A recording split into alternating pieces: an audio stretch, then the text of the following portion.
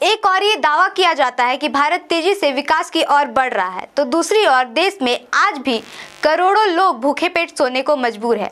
आजादी के 7 दशक बाद भी अगर देश में करोड़ों लोग भूखे पेट सोने को मजबूर हैं, तो ये सत्ता में रही सरकारों की विफलता है। यह स्थिति तब है जब हर साल इतनी भारी मात्रा में खाना बर्बाद हो रहा है कि उससे करोड़ों लोगों का पेट भरा जा सकता है।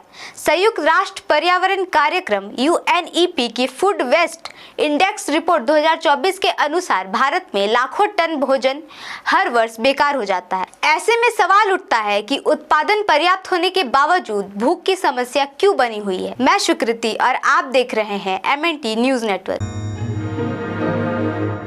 भारत में भूख और खाद्य बर्बादी का संकट केवल भावनात्मक मुद्दा नहीं बल्कि ठोस आंकड़ों से जुड़ी गंभीर वास्तविकता है। एक अनुमान के मुताबिक देश में रोज तकरीबन 19 से 20 करोड़ लोग भूखे पेट सोने को मजबूर है। यह संख्या अपने आप में बताती है कि आजादी के इतने वर्षों बाद भी भोजन जैसी बुनियादी जरूरत हर नागरिक तक नहीं पहुंच पाई है। दूसरी ओर जिस देश में करोड़ों लोग अधपेट सोते हैं, वही सालाना इतनी मात्रा में खाना बर्बाद हो रहा है कि उससे लगभग 37.7 करोड़ लोगों का पेट भरा जा सकता है।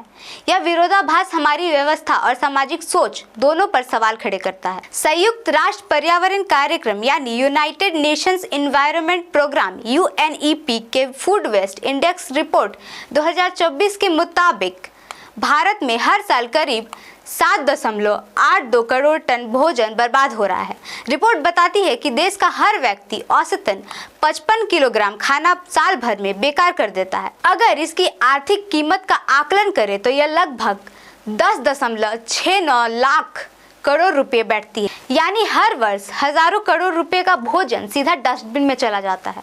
जब इन आंकड़ों की तुलना देश में मौजूद भूख और कुपोषण से की जाती है तो यह स्थिति और भी चिंताजनक दिखाई देती है। लेकिन भारत के संदर्भ में यह मुद्दा इसलिए अधिक गंभीर हो जाता है क्योंकि यहाँ भूख और कुपोषण की समस्या अभी भी व्यापक है। अगर आजादी के दशकों बाद भी 19 से 20 करोड़ लोग भूखे पेट सोने को मजबूर हैं, तो यह केवल सामाजिक असमानता नहीं बल्कि नीतिगत और प्रशासनिक कमजोरियों का भी संकेत है।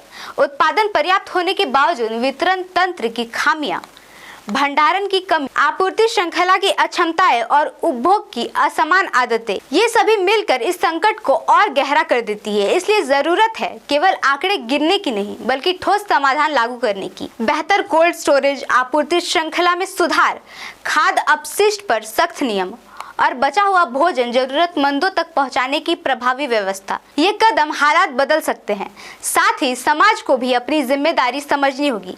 जब तक उत्पादन, वितरण और उपभोग तीनों स्तर पर सुधार नहीं होगा, तब तक एक और भूख और दूसरी ओर बर्बादी की यह विडंबना बनी रहेगी। धन्यवाद। जय संविधान, जय लोकतंत्र, जय भीम, जय मूल निवास। MNT न्यूज नेटवर्क को सब्सक्राइब करें, लाइक और फॉलो करना ना भूलें। साथ ही बेल आइकॉन दबाकर जन जागृति की मुहिम में जुड़े रहें।